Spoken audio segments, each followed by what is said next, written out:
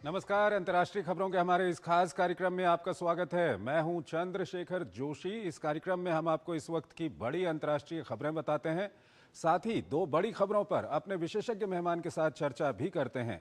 आज हम रूस यूक्रेन युद्ध को रोकने को लेकर हो रही ताज़ा अंतर्राष्ट्रीय राजनीति और लोन को लेकर बांग्लादेश की फजीहत पर चर्चा करेंगे और कार्यक्रम के अंत में कुछ और अंतर्राष्ट्रीय खबरें भी आपको दिखाएंगे। लेकिन आइए सबसे पहले आपको दिखाते हैं इस वक्त के अंतर्राष्ट्रीय हेडलाइंस। यूक्रेन की सुरक्षा गारंटी पर भिड़े रूस और यूरोप। पोस्ट वॉर 26 पश्चिमी देशों की सेना उतारने की पेशकश। राष्ट्रपति ज़ेलेंस्की ने कहा, हजारों विदेशी सैनिकों की तैनाती पर हुई चर्चा। राष्ट्रपति पुतिन ने दी अंजाम भुगतने की चेतावनी।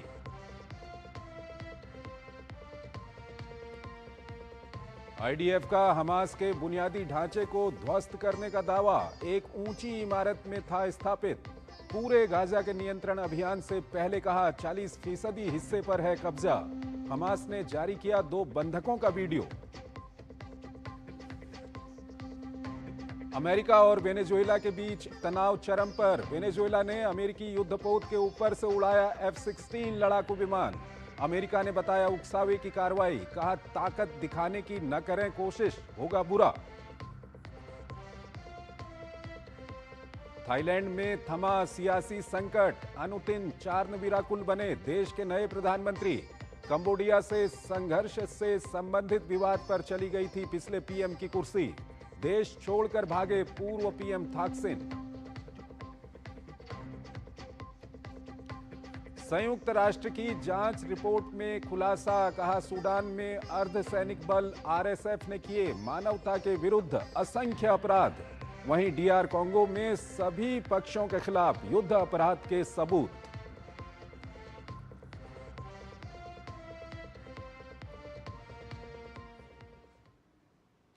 और आइए आपको पहली बड़ी खबर की ओर लिए चलते हैं। रूस यूक्रेन युद्ध को रोकने को लेकर चल रही कोशिशों में अभी तक कोई बड़ी सफलता नहीं मिली है।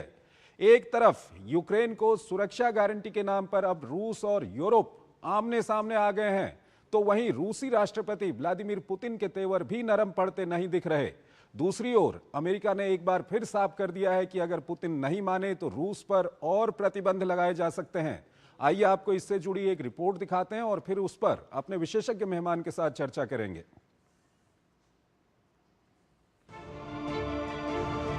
यूक्रेन युद्ध को खत्म करने के लिए दोनों पक्ष बयानों में तत्परता तो दिखा रहे हैं, लेकिन अपनी नीतियों और योजनाओं में कोई ठोस कदम बढ़ाते नहीं दिख रहे हैं। सबकी अपनी अपनी शर्तें हैं, जिस पर शांति के लिए आम सहमति बनाना फिलहाल दूर की कौड़ी लग रहा है। समूचा पश्चिम यूक्रेन की सुरक्षा गारंटी पर अड़ा हुआ है, लेकिन रूस को किसी भी सूरत में ये मंजूर नहीं है। सुरक्षा गारंटी किस तरह मुहैया कराई जाए, इसी पर मंथन के लिए पश्चिमी देश गुरुवार को सिर जोड़कर बैठे। बैठक में 26 देशों ने यूक्रेन की सुरक्षा गारंटी के लिए अपनी सेना भेजने की पेशकश की। बैठक के बाद फ्रांस के राष्ट्रपति ने इसकी जानकारी देते हुए कहा कि आने वाले दिनों में ये पता चलेगा कि अमेरिका इसमें अपना समर्थन देगा या नहीं। पश्चिमी देशों के इस गठबंधन का नाम कीव कोएलिशन ऑफ विलिंग्स है। इस गठबंधन में 30 से अधिक देश शामिल हैं। फिलहाल 26 देशों ने यूक्रेन में रीएश्योरेंस फोर्स के रूप में सैनिकों को जमीन पर, समुद्र में या हवा में मौजूद रहने के लिए तैनाती की प्रतिबद्धता जताई है। गठबंधन का कहना है कि यूक्रेन की सुरक्षा गारंटी का मतलब रूस के खिलाफ युद्ध छेड़ना नहीं है, लेकिन अपने बगल में पश्चिमी सेना की मौजूदगी रूस को अस्वीकार्य है। बैठक के बाद राष्ट्रपति पुतिन खुद मीडिया के सामने आए और ऐसा करने पर अंजाम भुगतने की चेतावनी दी। उन्होंने यूक्रेन में किसी भी पश्चिमी सैनिक की मौजूदगी को निशाना बनाने को वैध करार दिया। पुतिन ने कहा कि यूक्रेन को नेटो में शामिल किए जाने की मांग ही संघर्ष का मूल कारण है, तो फिर वो गलती दोहराने की कोशिश क्यों की जा रही है। कुछ सैनिकों की मौजूदगी विशेष रूप से सैन्य अभियान के दौरान तो ये विनाश के लिए वैध लक्ष्य होंगे। यूक्रेन को नाटो में शामिल किया जाना हमें बिल्कुल अस्वीकार है।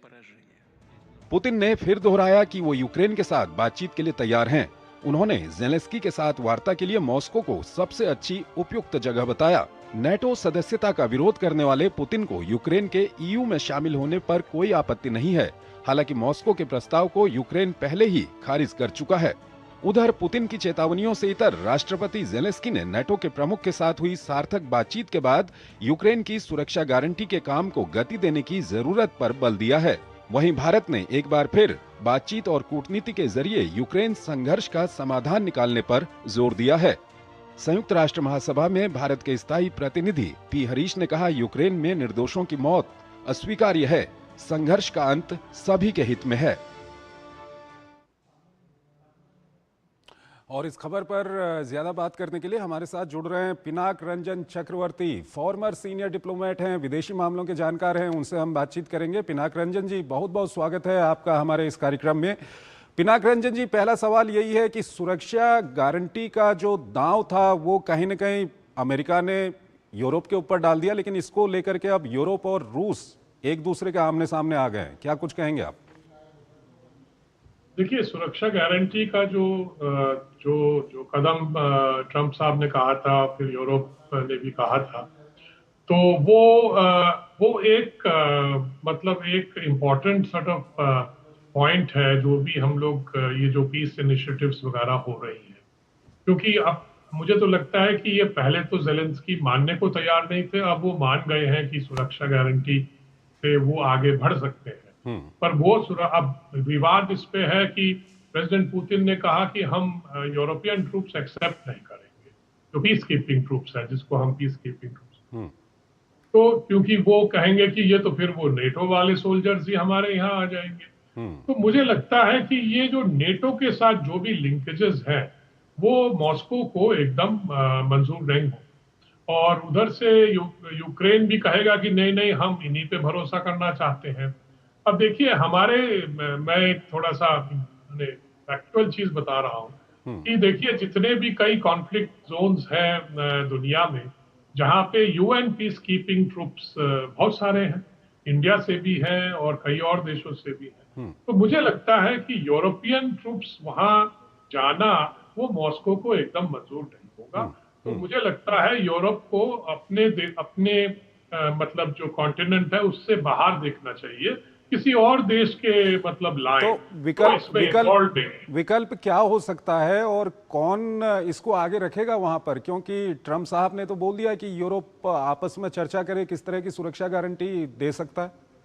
तो ये तो डिस्कशन के ऊपर चलेगा ना। दोनों साइड कह सकते हैं कि ठीक है, हमें मंजूर है फ्रॉम कंट्री एक्स और कंट्री वाई और कंट्री जेड। मैं कंट्रीज के नाम नहीं लेना चाहता क्योंकि मुझे नहीं मालूम है ये क्या होगा। पीस कीपिंग ट्रूप्स, और फिर अगर यूएन का उस पर अम्ब्रेला आ जाए तो वो अच्छा रहेगा, क्योंकि यूएन ये काम कर चुका है। अगर हम इतिहास में झांक कर देखें तो इस तरह की बातें यूएन ने पहले भी संभाला हुआ है। और मैं ये भी कह रहा हूं कि इंडिया से भी ट्रूप्स गए हैं, और मैं ये नहीं कह रहा कि इंडिया भेजे, शायद वो मंजूर ना हो उनको कि इंडिया से कुछ कोई आए, पर कहीं और से आ सकते हैं। बहुत सारे देश हैं जो ट्रूप्स भेजते हैं, और तो मुझे लगता है कि वो इस तरह की अगर बातें वो कहें कि ठीक है, अगर पर देखिए, यूरोप मानेगा नहीं मानेगा ये भी, और जेलेंस्की मानेंगे या नहीं मानेंगे, ये आगे बताएगा कि क्या नेगोशिएशन किस तरह से और आगे। दूसरा सवाल ये है सर कि प्रेसिडेंट पुतिन का कहना है कि वो जेलेंस्की से सीधी बातचीत के लिए तैयार हैं, लेकिन मॉस्को इसके लिए एक अच्छी जगह हो सकती है, क्या कुछ कहेंगे इस पर? हाँ, तो इसमें गलत क्या है? पर जेलेंस्की शायद जाना नहीं चाहेंगे वहां, क्योंकि वो फील करेंगे कि मॉस्को में उनपे ऊपर प्रेशर ज्यादा रहेगा।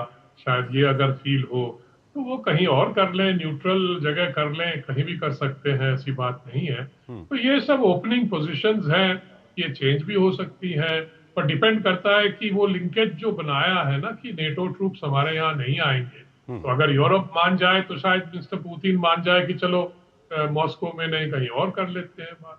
सर, कहीं आपको कहीं ना कहीं ये नहीं लगता कि ये जिस तरह की बातचीत चल रही है, ये कहीं ना कहीं इससे मामला और लंबा खींच रहा है? तो लंबा तो खींच ही रहा है और भी खींचेगा, क्योंकि अरे युद्ध ही तो 3 साल हो गए इस युद्ध, तो इतना लंबा तो खींचा था, किसी ने सोचा नहीं था। तो अब जो पीस इनिशिएटिव है ये भी कुछ दिन जरूर चलेगा, क्योंकि अब ऐसा है कि पुतिन साहब मतलब रशिया अगर सोचे कि हमारे कुछ और माने वॉर टाइम जो ऑब्जेक्टिव्स हैं इस वॉर के, मतलब थोड़ा सा टेरिटरी यहाँ, थोड़ा सा वहां, वो जब तक हासिल नहीं होता तो हम ये पीस इनिशिएटिव से भी बातचीत आगे बढ़ाएंगे, पर जो मिलिट्री एक्शन है वो चलता रहेगा कि जब तक हम हासिल सर, न कर लें। अंतिम सवाल यह है कि तेल को लेकर के कहीं ना कहीं भारत को इसमें खींचा गया है, लेकिन जो भारत के प्रतिनिधि हैं संयुक्त राष्ट्र में, उन्होंने एक बार फिर कहा है कि बातचीत और डिप्लोमेसी से इसका सॉल्यूशन निकालना चाहिए। प्रधानमंत्री मोदी भी लंबे समय से ये कह रहे हैं, इस पर क्या कुछ कहेंगे आप? पर ये तो हमारा एकदम दृढ़ता से हमने कहा है कि ये यही तरीका है, आप लड़ते रहो मरते रहो, उससे क्या फायदा हो। ये तो बड़ा रैशनल और लॉजिकल एक पोजीशन है, तो यही हम कहते रहे हैं। और इधर आपने देखा होगा कि प्रेसिडेंट जेलेंस्की ने प्रधानमंत्री मोदी जी को भी फोन किया था कि जरूर उन्होंने कुछ कहा होगा जो मुझे मालूम नहीं है, पर क्लियरली इंडिया की तरफ भी पूरा विश्व देख रहा है कि शायद इंडिया का कोई रोल हो इसमें, और कुछ हो भी सकता है कि इसमें, क्योंकि हमारा भी इंटरेस्ट है कि ये युद्ध बंद हो और ये सब जितना भी प्रॉब्लम्स हो रहे हैं उसकी वजह से वो खत्म हो। ठीक है सर, आप हमारे साथ बने रहिए। एक और महत्वपूर्ण खबर है, उस पर अभी हम आपसे बातचीत करेंगे, लेकिन यहाँ पर हमको एक छोटा सा ब्रेक लेना है। एक छोटा सा ब्रेक लेते हैं।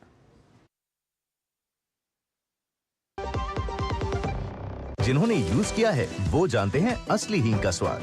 MDH सुपर हींग, शुद्धता का असली तड़का।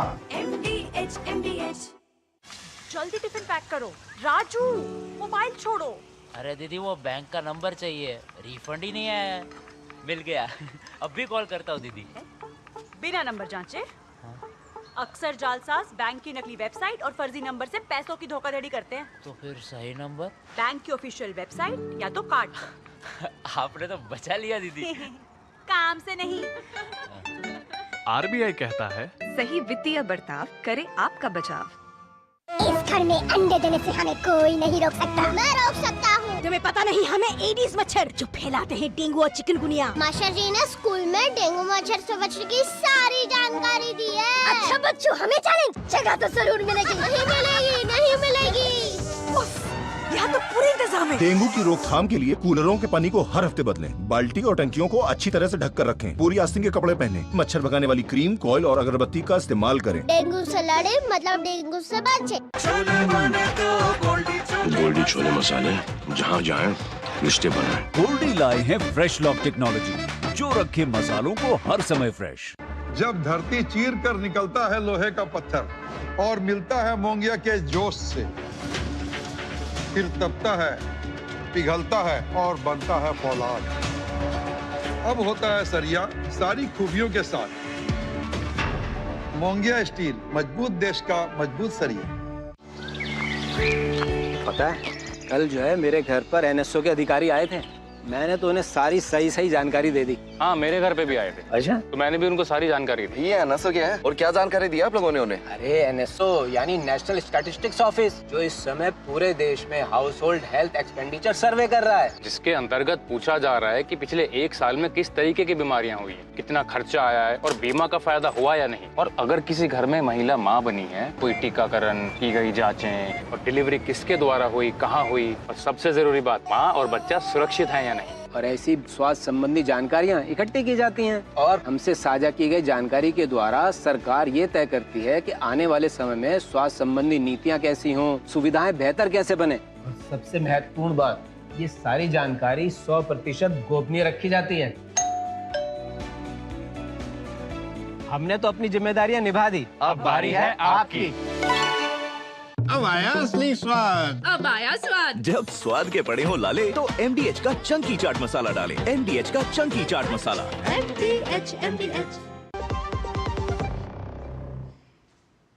स्वागत है आपका ब्रेक के बाद। बांग्लादेश को लेकर एक चौंकाने वाली रिपोर्ट सामने आई है। कभी एशिया में बांग्लादेश आर्थिक प्रगति का उदाहरण हुआ करता था, लेकिन बांग्लादेश में शेख हसीना के तख्तापलट और मोहम्मद यूनुस के नेतृत्व में अंतरिम सरकार के गठन के बाद जहां एक ओर देश की कानून व्यवस्था पर सवाल उठ रहे हैं, तो वहीं आर्थिक स्थिति भी काफी खराब हो चुकी है। आइए आपको इस पर एक खास रिपोर्ट दिखाते हैं, फिर उस पर अपने विशेषज्ञ मेहमान के साथ हम चर्चा करेंगे। करीब एक दशक तक दक्षिण एशिया में जिस बांग्लादेश को आर्थिक प्रगति का एक शानदार उदाहरण के तौर पर प्रस्तुत किया जाता रहा, वही बांग्लादेश अब एक जाने माने अर्थशास्त्री के चक्रव्यूह में उलझकर कंगाली के करार पर पहुंच गया। यूनुस सरकार का एक साल पूरा होते होते बांग्लादेश से ऐसी कई रिपोर्ट्स आ रही हैं जो गिरती कानून व्यवस्था के साथ साथ अर्थव्यवस्था के भी बुरे हाल का बखान कर रही हैं। ऐसी ही एक रिपोर्ट में एशिया में गैर निष्पादित ऋणों पर एक नजर 2025 के नाम से जारी की गई है, जिसमें बांग्लादेश की आर्थिक मोर्चे पर विफलता का जिक्र है। एशियाई विकास बैंक की रिपोर्ट में बांग्लादेश को एशिया में डूबे हुए ऋणों की वृद्धि में शीर्ष पर बताया है। रिपोर्ट के मुताबिक अब गैर निष्पादित ऋणों यानी एनपीएल के मामले में बांग्लादेश एशियाई देशों में सबसे ऊपर है, जो उसके बैंकिंग क्षेत्र की कमजोरी को दिखाता है। रिपोर्ट में कहा गया है कि बांग्लादेश का एनपीएल अनुपात 2024 में बढ़कर 20.2% हो गया, जो 2023 के 9% से काफी ज्यादा है। इतना ही नहीं, 2024 में बांग्लादेश के डूबे हुए कुल कर्ज में महज एक वर्ष में 11.2% का उछाल देखा गया। एडीबी के मुताबिक देश में संकटग्रस्त संपत्तियां अब करीब 20.27 बिलियन डॉलर की हो गई हैं, जो कमजोर बैंकिंग प्रणाली को दिखाती हैं। वहीं इसके ठीक उलट दक्षिण एशियाई देशों में भारत के एनपीए में काफी गिरावट आई है। इतना ही नहीं, रिपोर्ट में नेपाल, श्रीलंका और पाकिस्तान का भी जिक्र किया गया है, जिसकी स्थिति बांग्लादेश से बेहतर है। पिछले दिनों विश्व बैंक के ग्लोबल फिंडेक्स 2025 और राष्ट्रीय राजस्व बोर्ड ने भी अपनी रिपोर्ट में बांग्लादेश का वित्तीय समावेशन और राजस्व संग्रह के चरमराने का जिक्र किया था, जो देश की समग्र आर्थिक स्थिरता और सतत विकास के लिए एक बड़ी चुनौती साबित हो रही है। विशेषज्ञों का मानना है कि एनपीएल में लगातार वृद्धि ने न केवल निवेशकों का भरोसा कम किया है, बल्कि देश में मौजूद औद्योगिक समूहों को नया ऋण देने से बैंक बचने की कोशिश करते दिख रहे हैं। यही वजह है कि छोटे और मध्यम उद्योग, जो कभी बांग्लादेश की अर्थव्यवस्था की रीढ़ माने जाते थे, उन्हें अब सबसे बड़ा झटका लगा है। हालांकि केंद्रीय बैंक सहित बांग्लादेश के कई बैंकों ने ऋण नियमों के सख्त अनुपालन का आग्रह किया है और वसूली प्रयासों को मजबूत करने के उद्देश्य से नए उपायों की घोषणा की है। लेकिन जानकारों का मानना है कि राजनीतिक इच्छा शक्ति और संरचनात्मक सुधारों के बिना सकारात्मक परिणाम मिलना मुश्किल होगा। इसलिए आर्थिक विशेषज्ञों ने चेतावनी देते हुए कहा है कि जब तक बांग्लादेश में ऋण संकट का समाधान नहीं दिखता या सरकार एनपीए से निपटने के लिए निर्णायक कदम नहीं उठाती, तब तक देश की दीर्घकालिक आर्थिक संभावनाओं पर दबाव बरकरार रह सकता है। पिनाक रंजन चक्रवर्ती हमारे साथ जुड़े हुए हैं, फॉर्मर सीनियर डिप्लोमेट हैं, विदेशी मामलों के जानकार हैं, उनसे हम जानेंगे। पिनाक रंजन जी, आपका बांग्लादेश का काफी अच्छा अनुभव रहा है। बांग्लादेश पहले ऐसा नहीं था आर्थिक रूप से, लेकिन अब जैसा हो गया है, क्या कुछ कहेंगे आप? देखिए, इसमें कोई संदेह नहीं है कि जो बैंकिंग इंडस्ट्री बांग्लादेश में इतने सालों से जिसको मतलब क्या कहते हैं, जो बड़े बड़े पूंजीपति हैं या जो जिनके साथ पॉलिटिशियंस भी मिले हुए हैं, ब्यूरोक्रेट्स भी मिले हुए हैं, वो बड़े बड़े लोन लेके सब उन्होंने पूंजी जो है बाहर भेज दिया है। और एनपीएस नेचुरली बढ़ते चले गए क्योंकि वो वापस नहीं देते थे। उन्होंने सोचा पॉलिटिकल कनेक्शन वगैरह इस्तेमाल करके वो ये पूंजी वापस नहीं देंगे, तो बैंक्स में तो ये हालत हो गया था कि अब नए जो जब सत्ता पलटने के बाद अब इन्होंने जब देखा तो उन्होंने और भी मतलब कड़े नियम लगा रखे हैं, तो कुछ बैंक्स मर्ज भी कर दिए गए। पर जो पूंजी बाहर है, इसलिए वो बार बार कहते हैं कि हम उस पूंजी को वापस लाना चाहते हैं, पर उतना आसान नहीं है जो पूंजी बाहर चला गया उसको वापस लाना। इसलिए अब एडीबी ने देखा है कि बैंकिंग का जो क्रेडिट प्रणाली है बैंक्स का, उसमें मतलब सुधार करने के लिए बैंक्स को कहा गया है, पर बैंक्स अब देख रहे हैं कि टाइटनिंग करने से छोटे मोटे जो भी कारोबारी हैं उनको नहीं मिल रहा है लोन्स, क्योंकि जो सिस्टम जब टाइट हो जाता है तब मुश्किलें बढ़ जाती हैं। ब्यूरोक्रेटिक जो रिक्वायरमेंट्स हैं, बैंकिंग रिक्वायरमेंट्स हैं, उन्होंने और स्ट्रिंजेंट कर दिए हैं, क्योंकि जो उनका मतलब जो एक्सपीरियंस रहा है उससे बचने के लिए जो पुराना एक्सपीरियंस था, तो ये हालत है। इसलिए जब बैंक्स लोन नहीं देंगे तो नेचुरली बिजनेस पे उसका इम्पैक्ट होगा, तो यही वहाँ हो रहा है। पर ये इसीलिए उनका जो डेट है एनपीएस का जो है वो बढ़ता चला जा रहा है, क्योंकि अब जो पहले देना भी चाहते थे वो सब देश से बाहर भाग गए हैं क्योंकि पूंजी जिन्होंने बाहर कर दी थी। अब ये है हालात। तो ऐसे में ये समझ में नहीं आता कि जो नेतृत्व वहां पर दे रहे हैं वो तो खुद अर्थशास्त्री हैं, वो कोई रास्ता नहीं निकाल पाए, काफी समय भी उनको वहां पर हो गया है शासन में। देखिए, जो अर्थशास्त्री वो जरूर है, पर इसका मतलब ये नहीं है कि उनके हाथ में, जैसे हम कहते हैं, मैजिक वॉन्ड है कि जिससे वो सब कुछ ठीक कर देंगे। मतलब अर्थशास्त्री हैं इसलिए वो समझते भी होंगे कि ये क्या हो रहा है, क्यों हो रहा है, पर ये भी जानते हैं कि वो जो बैंकिंग लोन्स है, जो सिस्टम है, उसको टाइटन नहीं करेंगे तो ये चलता रहेगा। अब उनके अभी जो पूंजीपति वहां हैं, जो भी हैं, वो भी पैसा लेके फिर शायद भाग जाए, कहीं बाहर ले जाएं उसको। तो ये प्रॉब्लम है अभी बांग्लादेश में। एक बड़ी समस्या ये है जो विभिन्न रिपोर्ट्स में आ रही है, लॉ एंड ऑर्डर की जो सिचुएशन है वहां पर, उसको लेकर भी काफी चिंता जताई जा रही है। क्या कुछ कहेंगे आप? लॉ एंड ऑर्डर तो बहुत ही खराब है। अभी भी मैं जो सुनता हूँ कि ये मॉब जस्टिस जिसे कहते हैं, कोई भी कहाँ घुस जाता है जाके, और ये स्टूडेंट्स नहीं है, ये सब पॉलिटिकल वर्कर्स हैं, और मोस्टली या तो जमात के हैं या फिर बीएनपी पार्टी के हैं, जो लूट मार लगा रखा है इन्होंने, एक्सटॉर्शन कर रखा है। और जो भी मतलब जो ये सोचते हैं कि हमारे दुश्मन है, जो अवामी लीग में थे, उनको ये अब दुश्मन मांगते हैं, और तो उनकी जाके पिटाई कर देते हैं, उनको मार देते हैं। अब मैंने कई तस्वीरें आई हैं जो घर से निकाल के उनको मतलब कत्ल कर दिया गया है, और रास्ते में सब बॉडीज पड़ी हुई है। तो काफी बुरा हाल है। जो आर्मी और पुलिस है कोशिश कर रही है, पर उनसे मतलब रोका नहीं जा रहा है, क्योंकि suppose they can't be everywhere. So I think ये जो मॉब जस्टिस है वो अभी भी चल। बहुत बहुत आपका शुक्रिया सर, आप हमारे इस कार्यक्रम में जुड़े और दोनों ही महत्वपूर्ण विषयों पर आपने अपना महत्वपूर्ण विश्लेषण हमारे दर्शकों तक पहुंचाया। एक छोटा सा ब्रेक लेते हैं और ब्रेक के उस पार आज की कुछ और महत्वपूर्ण अंतर्राष्ट्रीय खबरें। दादी के हाथों का जादू और खुशबू से महकता घर। MDH गरम मसाला, असली मसालों से भरा हूं मैं, क्योंकि हर रिश्ता है स्वाद से जुड़ा। मलेरिया का कारण रुके हुए पानी में पैदा होने वाला एनोफिलीज मच्छर।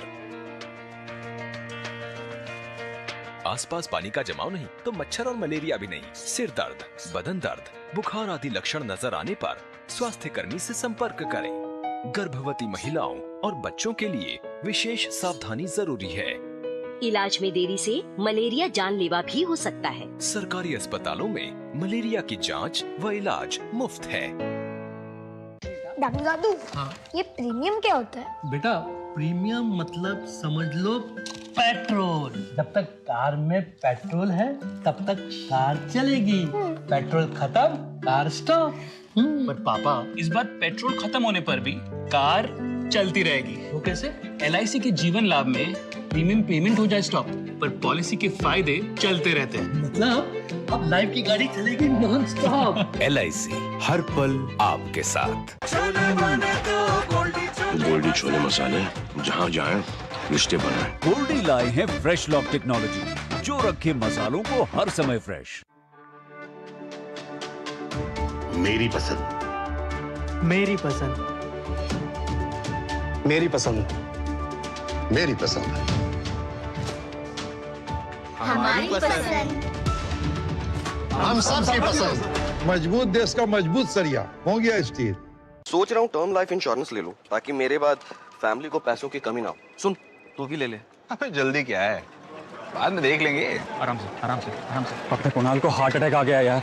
पॉलिसी बाजार पर 1 करोड़ का टर्म लाइफ इंश्योरेंस सिर्फ 480 रुपए महीने से शुरू। मैं हूँ जी, आपका डाउनलोड किंग। जब भी तुम लोग अपने फोन में नवे फीचर्स या कोई ऐप ढूंढ रहे होते हैं ना, तब बीच मैं तुम्हारे लोगों को व्हाट्सएप पे एक लिंक भेज दूं, फेक ऐप्स डाउनलोड करने का किर्राक पैकेज। लेकिन जैसे ही तुम लोग मेरा ऐप डाउनलोड मारते हैं, वैसे ही तुम्हारा पूरा फोन मेरे कब्जे में होता। क्यों मियां, नवे फीचर्स होना नहीं होना? रुकिए, अगर कोई व्हाट्सएप पे APK फाइल का लिंक भेज रहा है, डाउनलोड करने से पहले पूरी जांच जरूर करें। व्हाट्सएप पर कोई भी लिंक खोलने से पहले कॉन्टैक्ट कार्ड वेरीफाई करें।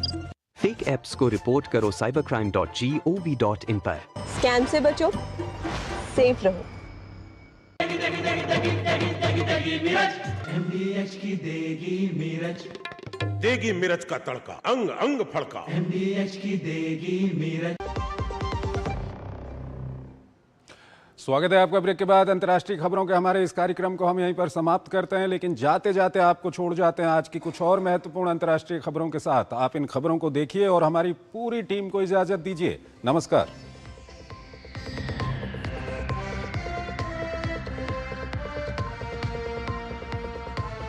राष्ट्रपति डोनाल्ड ट्रंप ने रक्षा मंत्रालय यानी पेंटागन का नाम बदलने का बड़ा ऐलान किया है।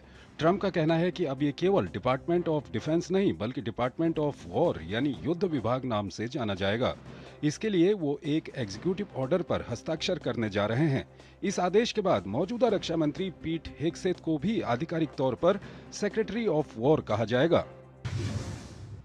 अमेरिका और वेनेजुएला के बीच तनाव लगातार बढ़ रहा है। पेंटागन ने बताया कि गुरुवार को वेनेजुएला के 2 F-16 लड़ाकू विमानों ने कैरेबियन में एक अमेरिकी नौसेना के विध्वंसक जहाज के ऊपर से उड़ान भरी, जिसके बाद अमेरिका ने वेनेजुएला को कड़ी चेतावनी दी है। दरअसल वेनेजुएला के ड्रग कार्टेल पर कार्रवाई करने के लिए अमेरिका ने वेनेजुएला सीमा पर अपने युद्धपोत तैनात किए हैं। हालात को देखते हुए अमेरिका ने प्यूर्टो रिको हवाई अड्डे पर 10 F-35 लड़ाकू विमानों को तैनात कर दिया है। थाईलैंड की संसद ने भूमजेथाई पार्टी के नेता अनुतिन चार्नविराकुल को देश का नया प्रधानमंत्री चुन लिया है। अनुतिन फ्यू थाई पार्टी की पेंतोक्तान शिनावात्रा की जगह लेंगे, जिन्हें पिछले महीने संवैधानिक न्यायालय ने बर्खास्त कर दिया था। अनुतिन ने पीपुल्स पार्टी के समर्थन से फ्यू थाई के उम्मीदवार चाइकासेम नीतिसिरी पर जीत हासिल की। अनुतिन ने 4 महीने के भीतर आम चुनाव कराने का वादा किया है। इजरायली सेना ने कहा है कि अब गाजा शहर के 40% हिस्से पर उसका नियंत्रण है और आने वाले दिनों में बाकी इलाकों में सैन्य अभियान को तेज किया जाएगा। आपको बता दें कि अंतर्राष्ट्रीय दबाव के बावजूद इजराइल पूरे गाजा शहर पर कब्जे के लिए अपने अभियान को और तेज कर रहा है।